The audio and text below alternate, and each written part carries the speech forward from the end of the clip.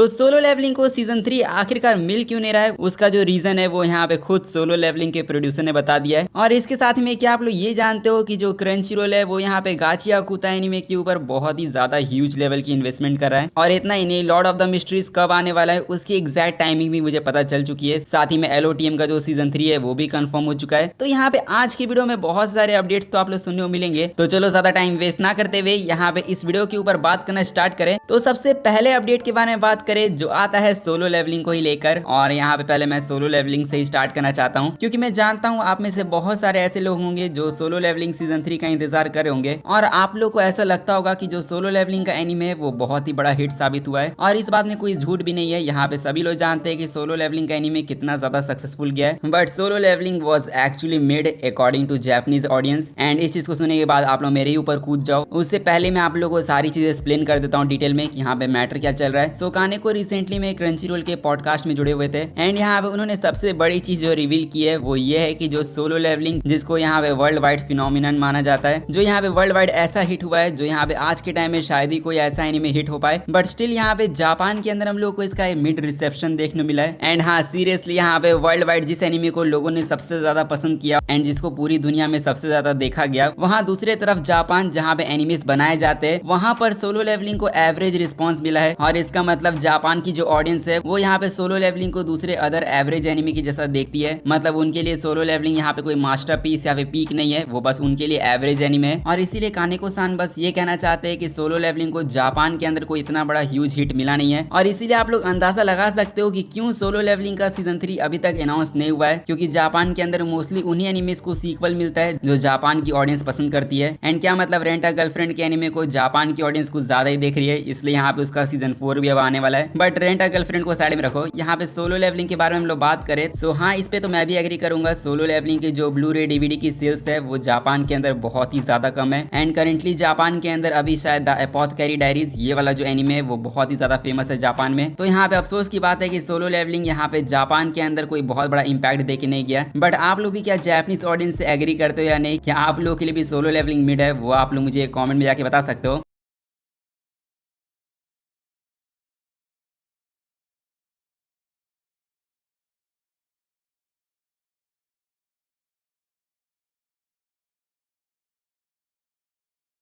And यहाँ पे इस वीडियो की सबसे इंसेन न्यूज के बारे में हम लोगों ने बात कर लिया है। सो अब हम लोग बढ़े अपने कुछ मांगा अपडेट्स के ऊपर। जैसे यहाँ पे सबसे पहला अपडेट तो आता है अपने चेनसो मैन की मांगा को लेकर। एंड यहाँ पे चेनसो मैन मांगा का वॉल्यूम 21 का कवर हमारे सामने निकल कर आ चुका है। जो इसका वॉल्यूम 21 का कवर यहाँ पे पिछले कवर के कंपेरिजन में काफी सही लग रहा है। बट सच कहूँ तो यहाँ पे मैं हमेशा आप लोगों को ये बताते रहता हूँ कि आज ये मांगा एंड हुई, वो मांगा एंड हुई। बट आज की वीडियो में मैं आप लोगों को ये नहीं बताऊंगा। आज की वीडियो में मैं आप लोग बताने वाला हूँ कुछ उन मांगास के बारे में जो यहाँ पे अपना कमबैक करने वाली है। और उनमें से सबसे पहली मांगा आती है अपनी fair and beyond journeys and की मांगा, जो यहाँ पे अपने हाइटस से कमबैक करने वाली है 2 जुलाई को। जो यहाँ पे एक्चुअली में अच्छी न्यूज है, क्योंकि जनवरी 2025 से इसकी मांगा ब्रेक पर थी और अब यहाँ पे इसकी मांगा का भी कमबैक होने वाला है। तो आप लोग इसके लिए एक्साइटेड हो सकते हो। एंड सीजन 2 देखना है तो सीजन 2 आप लोग को जनवरी 2026 में देखने मिल जाएगा। और बाकी दूसरी मांगा के ऊपर बढ़े जो आती है अपनी Kubo san won't let me be invisible. यहाँ पे इस मांगा के जो क्रिएटर है वो यहाँ पे अपनी न्यू मांगा के साथ कमबैक करेंगे, जो फोकस करेगा चाइल्डहुड फ्रेंड के ऊपर। और हाँ, एक और चाइल्डहुड फ्रेंड रोमांस मांगा है, जिसको अगर आप लोग रीड करने में इंटरेस्टेड हो तो आप लोग इसको भी 3 जुलाई से रीड कर पाओगे। और चलो ये तो हो गया कुछ मांगा अपडेट। बट यहाँ पे अब हम लोग बात करें अपने कुछ लाइट नॉवेल्स के बारे में। जैसे 2025 के फर्स्ट हाफ में टॉप 5 लाइट नॉवेल्स कौन कौन सी थी उसकी लिस्ट निकल कर आ चुकी है। जिसमें पहले नंबर पर आता है दानमाची का वॉल्यूम 20। फिर उसके अलावा क्लासरूम ऑफ द एलीट का जो ईयर 2 का वॉल्यूम 12.5 है वो नंबर 2 पर है। फिर नंबर 3 पर वापस से दानमाची का वॉल्यूम 15। एंड फिर 4th नंबर पर है टू मेनी लूजिंग हीरोइंस का वॉल्यूम 8। फिर नंबर 5 पर आता है टेंसुरा का वॉल्यूम 22। यहाँ पे 2025 के फर्स्ट हाफ में जो टॉप 5 लाइट नॉवेल्स थी वो यही थी। तो देखा जाए तो इस बार दानमाची बहुत ही अच्छे तरीके से डोमिनेट कर रहा है। बट एनीवेज ये तो हो गया हमारे कुछ मांगा और लाइट नॉवेल्स के अपडेट। बट इन सब के अलावा यहाँ पे हम लोग बात करें एक लाइव एक्शन के बारे में जो यहाँ पे नेटफ्लिक्स के ऊपर रिसेंटली में रिलीज हुआ था। एंड ये लाइव एक्शन आती है अपने काके गुरुई की मांगा की लाइव एक्शन, जिसका नाम बेट रखा गया है। एंड इसी नेटफ्लिक्स के लाइव एक्शन का जो सीजन 2 है उसको नेटफ्लिक्स वालों ने रिन्यू करवा लिया है। And I really don't know who the the hell is even ask for this shit, because मैंने तो इसके सीजन 2 की डिमांड नहीं की थी, और अगर आप लोग इसको देखने प्लान बना रहे हो तो मत देखना, बहुत ही वाहियात है। इससे बेटर आप लोग काकीगुरुई का एनीमे देख लो, वही यहाँ पे ज्यादा अच्छा है। और हालांकि नेटफ्लिक्स वाले सभी चीजों का सीजन 2 लाते हैं, बट लोकिज्म का सीजन 2 नहीं ला रहे, जिस पर चलो इनको क्या ही बोले, ये लोग बेकार चीजों के ऊपर ही ज्यादा टाइम वेस्ट करते हैं। बट एनीवेज नेटफ्लिक्स को साइड में रखे, और यहाँ पे अब हम लोग बढ़े अपने कुछ एनीमे अपडेट्स के ऊपर। जैसे लीक और इस रिकॉइल का जो ओरिजिनल एनीमे होने वाला है उसका हमें न्यू विजुअल देखने मिला है, और यहाँ पे इसके सीजन 2 को लेकर कोई अपडेट तो नहीं मिला है, बट हाँ इसका न्यू एनीमे प्रोजेक्ट अभी प्रोडक्शन में है। एंड इसके अलावा जो स्किप एंड लोफर का एनीमे होने वाला है उसका भी हमें न्यू विजुअल देखने मिला है, और यहाँ पे इसका जो सीजन 2 है वो भी प्रोडक्शन में है, बट इसका जो सीजन 2 होगा वो आप लोग को 2026 में देखने मिल जाएगा, इसलिए आप लोग 2026 का वेट करो। और यहाँ पे हम लोग बात करें अपने एक ऐसे एनीमे के बारे में जिसकी जो न्यू इन्फॉर्मेशन होने वाली है वो नेक्स्ट मंथ रिवील होगी। एंड इस एनीमे का नाम है पुलिया मागी माडोका मैजिका, जो यहाँ पे रेबेलियन की एक सीक्वल एनीमे मूवी होने वाली है। एंड इसी एनीमे मूवी की जो न्यू इन्फॉर्मेशन होने वाली है वो जुलाई 2025 में रिवील होगी, जहाँ पे शेड्यूल किया गया है कि इस मूवी को विंटर 2025 में रिलीज किया जाएगा, और विंटर 2025 का मतलब शायद इस साल के लास्ट में। और बाकी हम लोग बात करें अपने कुछ उन एनिमेस के बारे में जो समर सीजन के अंदर कंटिन्यू होने वाले हैं। और जैसे कि आप लोग याद होगा कि कल हम लोगों ने स्प्रिंग सीजन के एनिमे के ऊपर वीडियो बनाया था, जहाँ पे आप लोगों ने उस वीडियो को अभी तक नहीं देखा है तो मैं डिस्क्रिप्शन के अंदर लिंक दे दूंगा, वहां से जाके देख लेना। और वैसे तो स्प्रिंग सीजन के ऑलमोस्ट जितने भी एनिमेस थे उन सभी के बारे में हम लोगों ने पिछले वीडियो में डिस्कस किया, बट उस वीडियो में मैंने आप लोग ये बताया था कि कुछ ऐसे भी एनिमेज है जो समर सीजन के अंदर भी कंटिन्यू होंगे। एंड उन्हीं में से आता है अपना sword of the demon Hunter, जो समर सीजन के अंदर भी कंटिन्यू होगा, बट यहाँ पे छोटे से ट्विस्ट के साथ, क्योंकि अब लगातार 2 हफ्तों तक हम लोग को इसका कोई भी एपिसोड देखने को नहीं मिलेगा। और अब इस एनिमे का जो एपिसोड 14 होने वाला है वो आप लोगों को 14 जुलाई के दिन देखने मिलेगा, जिसके लिए आप लोग को बस 2 हफ्तों का वेट करना होगा। बट यहाँ पे उमा मुसुमे सिंड्रेला ग्रे के जितने भी एनिमे फैंस है उनको यहाँ पे अब फॉल सीजन तक का वेट करना होगा, क्योंकि मैंने आप लोग बताया था कि इस एनिमे को समर सीजन के अंदर कंटिन्यू किया जाएगा, बट अब यहाँ पे अनाउंस हुआ है कि जो इसका कोर 2 होने वाला है वो हम लोग को समर सीजन के अंदर देखने को नहीं मिलेगा। यहाँ पे इस एनिमे को अब अक्टूबर 2025 में कंटिन्यू किया जाएगा। सो कोर 2 के लिए आप लोग को अब अक्टूबर 2025 का वेट करना होगा। बट एनीवेज ये तो हमारे कुछ स्प्रिंग के पुराने एनिमेज हो गए, बट अब हम लोग बात करें अपने समर सीजन के कुछ एनिमेज के बारे में। जैसे सबसे पहला एनिमे आता है अपना लॉर्ड ऑफ द मिस्ट्रीज, जो आप लोग पता होगा कि इसके रिलीज होने में अब बहुत ही ज्यादा कम टाइम बचा हुआ है, और एग्जैक्टली इसका एपिसोड 1 कब ड्रॉप होगा उसकी भी यहाँ पे एग्जैक्ट टाइमिंग निकल के आ चुकी है, जहाँ पे लॉर्ड ऑफ द मिस्ट्रीज का जो सीजन 1 का एपिसोड 1 होने वाला है वो हम लोग को क्रंची रोल के ऊपर 28 जून सुबह के 8:30 बजे देखने को मिलेगा। और बाकी लैंग्वेज की बात रही तो ये आप लोगों को चाइनीज मैंडरिन लैंग्वेज जो ओरिजिनल लैंग्वेज होगा इसका, और साथ ही में जैपनीज डब विद सबटाइटल के साथ देखने को मिल जाएगा। और इंग्लिश डब की बात रही तो इंग्लिश डब कंफर्म है, बट यहाँ पे उसकी रिलीज डेट को क्रंची रोल ने अनाउंस नहीं किया है, सो हो सकता है कि इंग्लिश डब को यहाँ पे डिले किया जाए, जिस पर चलो एक्साइटमेंट तो बहुत ज्यादा ही है। बट चलो इसी एक्साइटमेंट के बीच में यहाँ पे जो इसका सीजन 2 और जो सीजन 3 है वो भी यहाँ पे कंफर्म हो गया है। और सीरियसली देखा जाए तो यहाँ पे इसका सीजन 1 अभी एयर भी नहीं हुआ है, बट अभी LOTM का जो प्रोडक्शन टीम है उनका रिसेंटली में इंटरव्यू हुआ था, जहां पर उन्होंने ये बताया कि वो LOTM के सीजन 2 और सीजन 3 दोनों के स्टोरी बोर्ड के ऊपर काम कर रहे हैं, जिससे पता चलता है कि LOTM के जितने फैंस है वो बहुत ही ज्यादा लकी है। बट अभी आप लोग और भी ज्यादा खुश होने वाले हो, क्योंकि लॉर्ड ऑफ द मिस्ट्रीज के फैंस के लिए और भी ज्यादा अच्छी न्यूज निकल कर आ चुकी है, क्योंकि यहाँ पे इसका जो वेब नॉवल है उन्होंने अनाउंस किया है कि वो इसकी एक्सक्लूसिव साइड स्टोरी को भी रिलीज करेंगे, जो ये साइड स्टोरी होने वाली है नाइट हॉक्स के ऊपर, जो हम लोग को 28 जून से देखने मिलेगा। और यहाँ पे ये जो साइड स्टोरी होने वाली है वेब नॉवल के अंदर वो यहाँ पे डोंगवा को प्रमोट करने के लिए रिलीज किया जा रहा है। So back to back LOTM के जितने फैंस हैं उनको ह्यूज विन मिल रही है। बट एनीवेज अब हम लोग बात करें अपने लास्ट अपडेट के बारे में, जो आता है क्रंची रोल की तरफ से ही। एंड जैसा कि आप लोग पता नहीं तो बता दो कि क्रंची रोल जब भी अपना लाइनअप रिलीज करता है तो उसके लाइनअप में कुछ मेन स्टार एनिमेज होते हैं, या फिर यूं कहूं कुछ ऐसे एनिमेज जिनको क्रंची रोल वाले मेन स्पॉटलाइट देते हैं। And Crunchyroll summer lineup का जो मेन स्पॉटलाइट होने वाला है वो इस बार मिला है अपने गाचिया कुता एनिमे को, बिकॉज क्रंची रोल वाले इस एनिमे को प्रमोट करने के लिए ह्यूज लेवल इन्वेस्टमेंट करें, जहाँ पे इसकी जो स्पेशल स्क्रीनिंग होगी वो भी हम लोग को देखने मिलेगी, और साथ में मल्टीपल लैंग्वेजेस के अंदर इस एनिमे को सेम डे के दिन ही रिलीज किया जाएगा। जैसे यहाँ पे जापानीज, इंग्लिश, हिंदी, तमिल, तेलुगु ये सारे लैंग्वेज कंफर्म हो चुके हैं कि 6 जुलाई से रिलीज होंगे। सो सेम डे के दिन डब रिलीज करना यहाँ पे ये एक्चुअली में काफी ज्यादा कॉस्टली होता है क्रंची रोल के लिए। सो इसीलिए मैं कह रहा था कि यहाँ पे क्रंची रोल वाले इस एनिमे के अंदर ह्यूज लेवल की इन्वेस्टमेंट करें, जो मेरे हिसाब से ये वर्थ इन्वेस्टमेंट होगा। और बाकी आप लोग इस एनिमे के लिए एक्साइटेड हो या नहीं वो आप लोग कमेंट में जाके बता सकते हो। और इसी के साथ यहाँ पे आज की इस वीडियो को हम लोग यहीं पर एंड करते हैं। तो अब आप लोग जाके वीडियो को लाइक कर देना, चैनल को सब्सक्राइब कर देना। मैं मिलूंगा आप लोगों से नेक्स्ट वीडियो में, तब तक के लिए सायोनारा एंड पीस आउट।